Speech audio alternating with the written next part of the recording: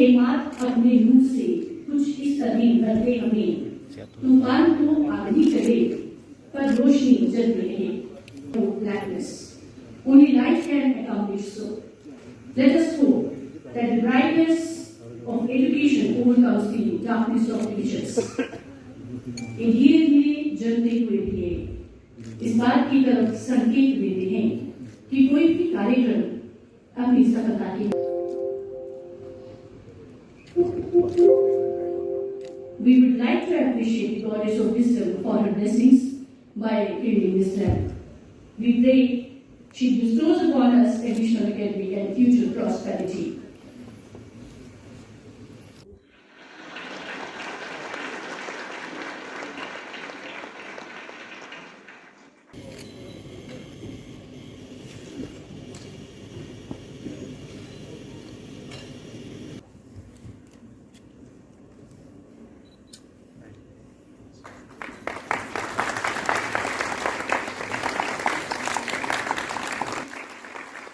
बहुत बहुत धन्यवाद मैम। और अब हमारी बहन कृति ma'am thank you see.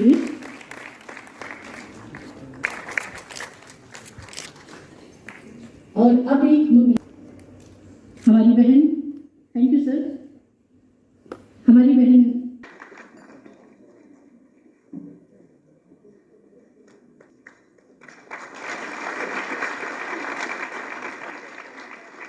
Kritika Khanna, अंतिमा मनहास,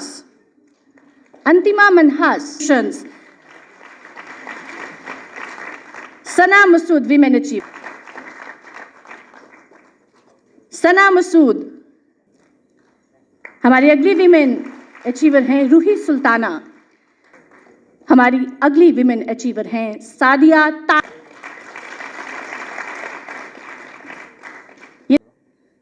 तालियों से इनकी हौसला अफजाई करें। सबरीना अख्तर डिस्ट्रिक्ट कुलगाम से सेल्फ हेल्प ग्रुप सभा उम्मीद के अंतर्गत है। रेडीमेड गारमेंट्स और सीएससी से Mandeep Kaur ji, division commissioner mister Raghav, Prahlad Kakkar and doctor Shahrish, सामने बैठे हुए सभी सीनियर अफसरान और ख़ास करके यहाँ पे जो महिलाएं हैं, वेरी वेरी वार्म वेलकम।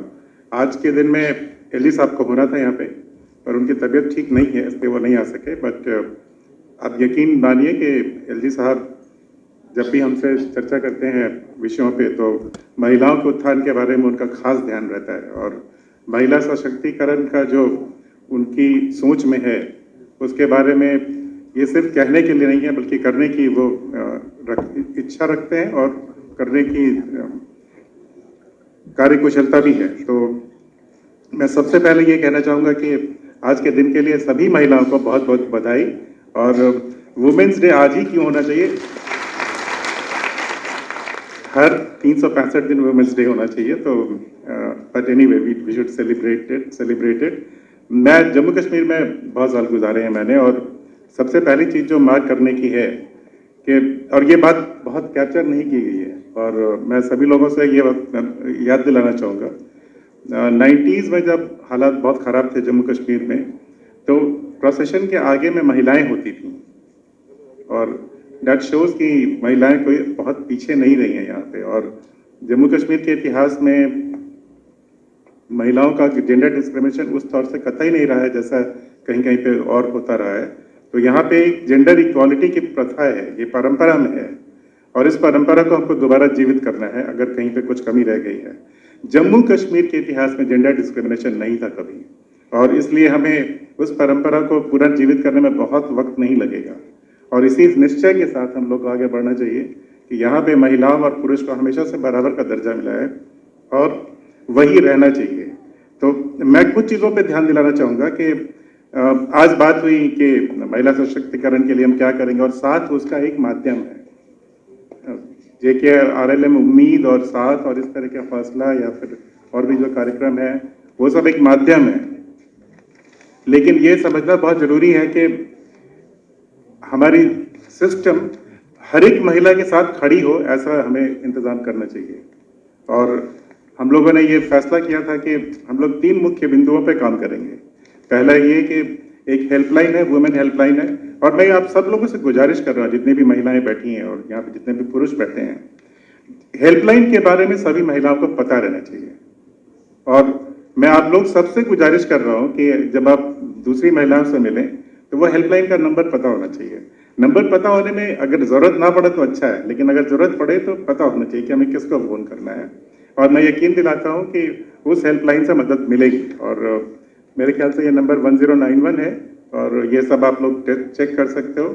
लेकिन इस हेल्पलाइन को सेल्फ हेल्प ग्रुप के माध्यम से भी सभी महिलाओं तक पहुंचाना चाहिए, ताकि उनको भरोसा हो कि अगर उनको जरूरत पड़ेगी तो सरकार उनके साथ खड़ी होगी। दूसरी बात मैं कहना चाहूंगा कि जब हम लोगों ने शुरुआत की थी, मनदीप आपने बात किया महिला किसान सशक्तिकरण का, तो नंबर्स क्या है हम लोग के पास में? लगभग 10 साढ़े 10 लाख किसान है हमारे यहाँ पे, लैंड होल्डर्स, जिनको हम लोग पीएम किसान के माध्यम से देते हैं, जो असिस्टेंस देते हैं। तो हमें नंबर तो पता है उसमें से कितनी महिलाएं हैं और हम कितनों को महिलाओं को जोड़ पा रहे हैं, इस लिहाज से हमें नंबर को देखना चाहिए। इस साल का जो थीम है gender equality today for sustainable tomorrow, और मेरे ख्याल से इससे बेहतर कोई थीम नहीं हो सकता था। जेंडर इक्वालिटी कहने की चीज नहीं, करने की चीज है। और मैं 2-3 चीजों पर ध्यान दिलाना चाहूंगा। आपने महिला हाट की ये उम्मीद हाट की बात करी, 1 महीने के अंदर हर एक डिस्ट्रिक्ट लेवल पे एक हाट हो जाना चाहिए। और जहां तक जगह का सवाल है, वो जगह मुहैया करा दिया जाएगा। तो इसमें 1 महीने से ज्यादा का वक्त नहीं लगना चाहिए। श्रीनगर में जो हाट है वहाँ पे सेक्रेटेरिएट के आगे, वहाँ तो रेडिली जगह अवेलेबल है, आप आज से शुरू कर सकते हो। और जम्मू के हाट में भी वो बिल्डिंग बन के तैयार है, वहाँ पे भी जगह है, आप आज से शुरू कर सकते हो।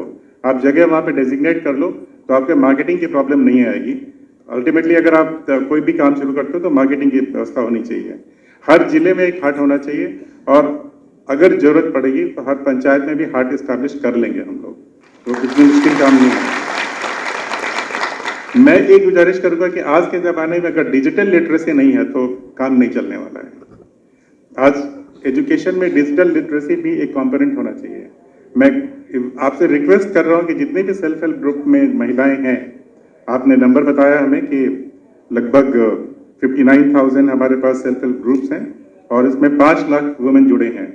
इन 5 लाख वुमेन को डिजिटल लिटरेसी के लिए हम लोग एक नया कार्यक्रम चालू करें, ताकि वो अमेजोन और फ्लिपकार्ट पे वाकई में जाकर के अपने ट्रांजैक्शंस कर सकें। और ये हो सकता है।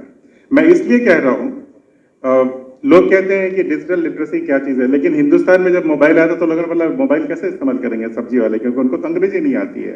आज सबसे ज़्यादा वही लोग इस्तेमाल करते हैं, सब्जी वाले इस्तेमाल करते हैं, रिक्शा वाले इस्तेमाल करते हैं, उनको आता है करना। हमें यकीन होना चाहिए, एक कॉन्सेप्ट है ब्रेक द बैरियर, तो बैरियर ब्रेक करने हैं। हमें ये मानना नहीं चाहिए कि जो गांव में महिलाएं हैं वो हमसे कम पढ़ी लिखी हैं तो हमसे कम जानकारी रखती हैं, ऐसी कोई मानना जरूरत नहीं है। और मैं मानता हूं कि अगर हम डिजिटल लिटरेसी की तरफ बढ़ेंगे तो यही महिलाएं आराम से उसको इस्तेमाल कर पाएंगी और मार्केट से जुड़ पाएंगी। हर उत्पाद का सही कीमत मिले, यही हमारी व्यवस्था होनी चाहिए। सेल्फ हेल्प ग्रुप बना करके उनको प्रोडक्ट को बनाना और उसको जोड़ना हमारा माध्यम होना चाहिए। मैं एक चीज कहना चाहूंगा कि जम्मू कश्मीर में लोग समझते थे कि 2019 में जब ट्रांजिशन हो रहा था तो इंटरनेट बंद था वगैरह वगैरह। बैंकिंग ट्रांजैक्शंस ऑनलाइन उतने ही हुए थे उस पीरियड में जितना पिछले साल हुए थे।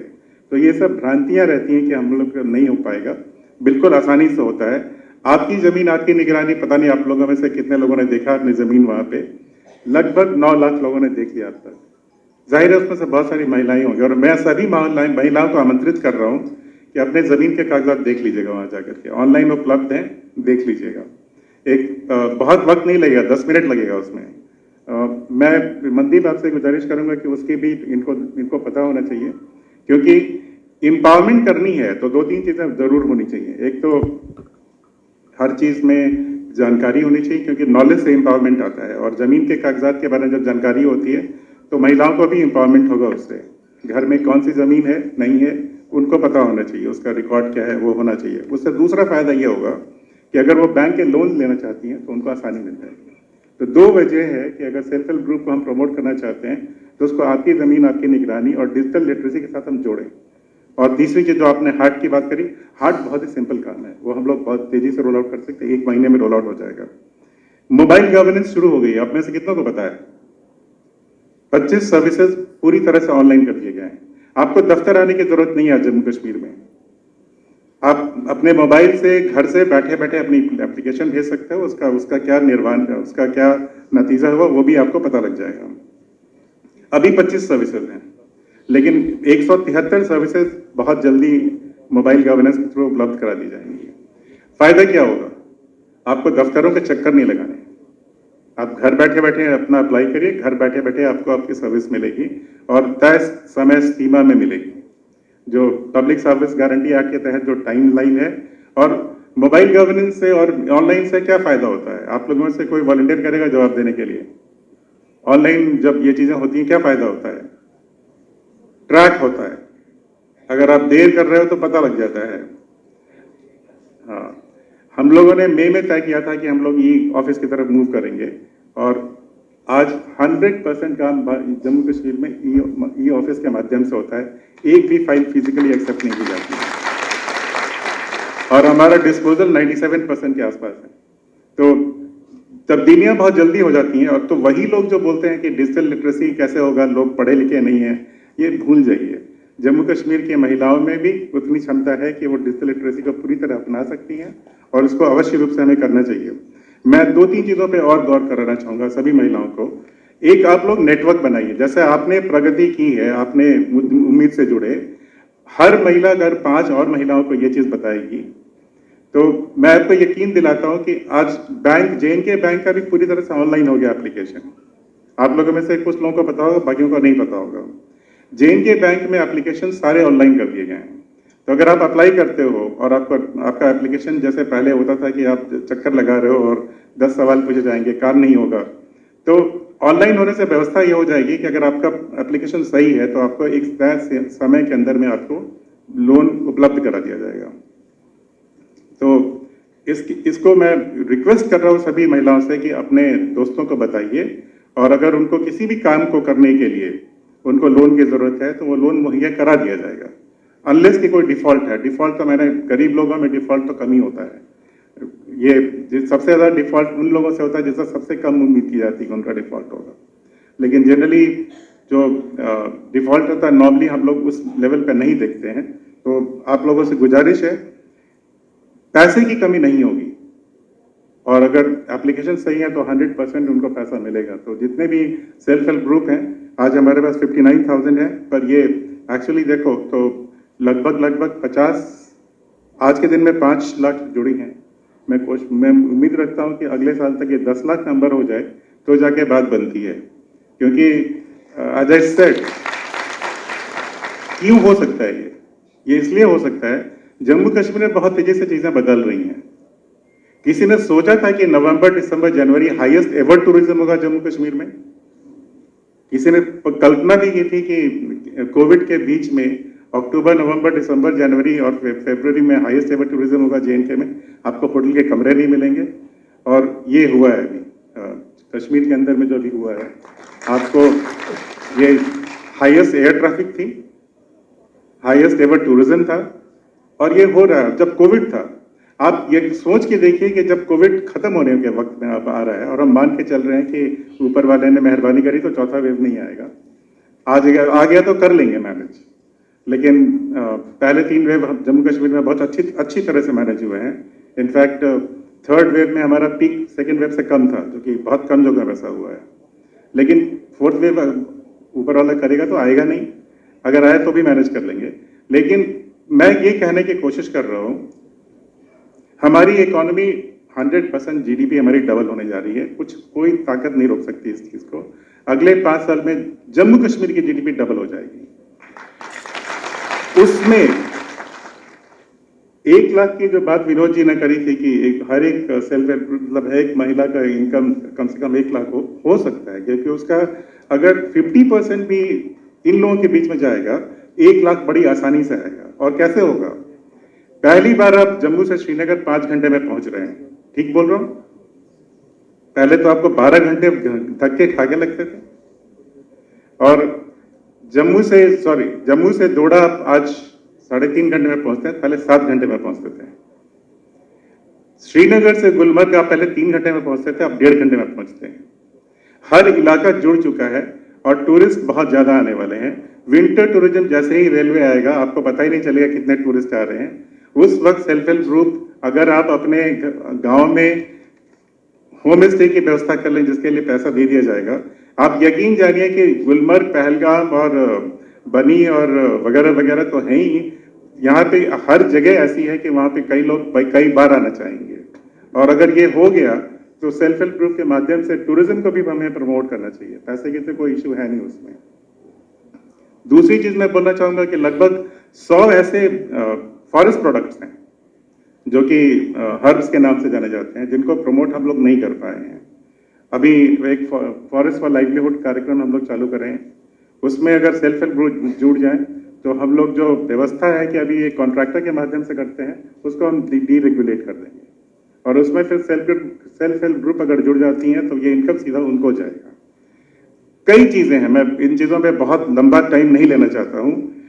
सोच ये जान के चलिए कि हर व्यक्ति के साथ, हर महिला के साथ सरकार खड़ी और खड़ी रहेगी। और चाहे वो इकोनॉमिक एम्पावरमेंट हो, यानी कि अगर आपको पैसे की जरूरत है तो 100% उपलब्ध किया जाएगा उसको। अगर आपको लीगल एम्पावरमेंट चाहिए तो 100% किया जाएगा। और अगर आपको कोई पुलिस के सहायता चाहिए तो वो भी ऑल वुमेन पुलिस स्टेशन भी बना दिए गए हैं, वहां से भी सहायता मिल जाएगी। एक लास्ट चीज मैं कहना चाहूंगा कि एक चीज मैं आप लोगों से मैं रिक्वेस्ट करूंगा। मैंने एक बोला कि आप लोग सभी नेटवर्क बना लीजिए और कम से कम हर एक महिला जो सेल्फ हेल्प ग्रुप में जुड़ी हैं वो एक महिला को और कम से कम 5 महिला को और जोड़ें। उससे यकीन मान लीजिए कि आपके प्रोडक्ट बिकने में इतनी दिक्कत नहीं आएगी। और दिक्कत आएगी तो जो 3 आपने इनिशिएटिव लिया है उसमें एक आपने ट्रैकिंग का भी इनिशिएटिव लिया है। तो आजकल के जो हमारी कंप्यूटिंग एबिलिटी है उसमें ट्रैक करने में कोई मुश्किल होते नहीं है। अब एक चीज और बोलूंगा मैं कि आप लोगों में से कितने लोगों ने जन भागीदारी देखा है? 3 लाख तक के सारे कॉन्ट्रैक्ट अभी पंचायत लेवल पे कर दिए गए हैं। तो महिलाओं कॉन्ट्रैक्ट में क्यों नहीं आनी चाहिए? उनको भी आना चाहिए। तो मैं रिक्वेस्ट कर रहा हूं कि इसके माध्यम से उनको बोलें कि वो कॉन्ट्रैक्ट में भी सेल्फ हेल्प ग्रुप्स में या इंडिविजुअली कॉन्ट्रैक्ट में क्यों नहीं आ सकती हैं महिलाएं। वी शुड ट्रेन देम कि व्हाई नॉट देम आल्सो।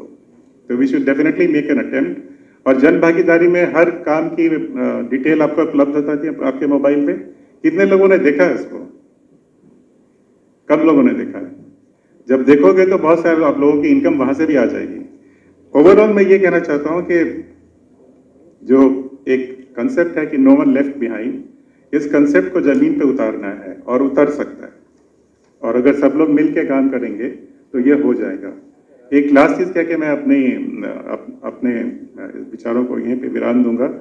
एक समस्या है हमारे बीच में, वो हमें उसको टैकल करना है। और खास करके वुमेन्स डे में मैं जरूर बोलूंगा, नशा मुक्त जम्मू कश्मीर हमको बनाना है। क्योंकि जब नशा होता है तो सबसे ज्यादा हर्ट फैमिली लेडीज होती हैं। और नशा मुक्त जेएनके बनाने के लिए भी मैं आप सबको बोल रहा हूं कि आप सब लोग अपने अपने ग्रुप्स में बात करिए। कुछ भी होना चाहिए, जेएनके नशा मुक्त होना चाहिए।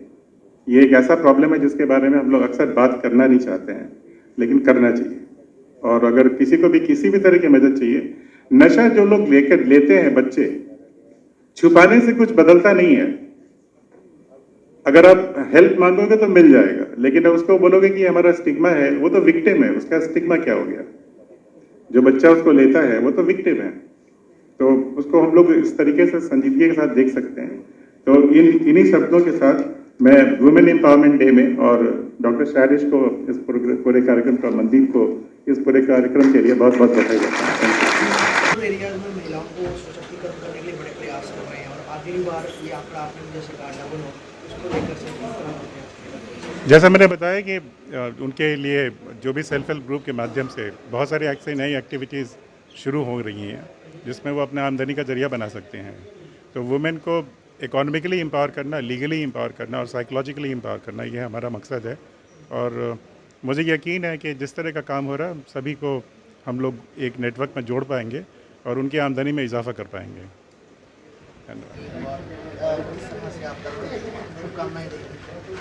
मैं आज इंटरनेशनल वुमेंस डे के मौके पर जम्मू कश्मीर की सारी महिलाओं को, बहनों को, सबको बहुत बहुत मुबारकबाद देती हूँ।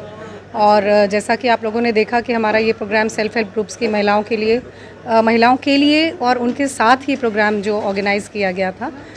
इस प्रोग्राम की सूत्रधार हमारी डॉक्टर सैरिश MD JKRLM, मैं उनको भी बहुत बहुत मुबारकबाद देती हूँ। ये प्रोग्राम बहुत सक्सेसफुली ऑर्गेनाइज़ हुआ और जिस तरह से वो काम कर रही हैं, मैं उम्मीद करती हूँ कि विमेन एम्पावरमेंट के रास्ते पर JNK की महिलाएं लगातार चलती रहेंगी और न सिर्फ अपना बल्कि अपने परिवार का, समाज की, सबकी तरक्की के लिए काम करती रहेंगी। रूरल लाइवलीहुड जो डिपार्टमेंट बहुत ज़्यादा काम कर रहे हैं महिलाओं को एम्पावर करने के लिए, कुछ इन फ्यूचर में कुछ आप जिस रास्ते पर हैं उस पर करना चाहिए? देखिए, बहुत इस प्रोग्राम में उम्मीद में और जो साथ जैसा प्रोग्राम में बताया गया, साथ है, हौसला है जो कि हमारे मिशन यूथ में किया जा रहा है, इन सब में काफ़ी काम किया जा रहा है। फंडिंग की, जैसा हमारे चीफ सेक्रेटरी सर ने भी बोला, फंडिंग की कोई प्रॉब्लम नहीं होती है।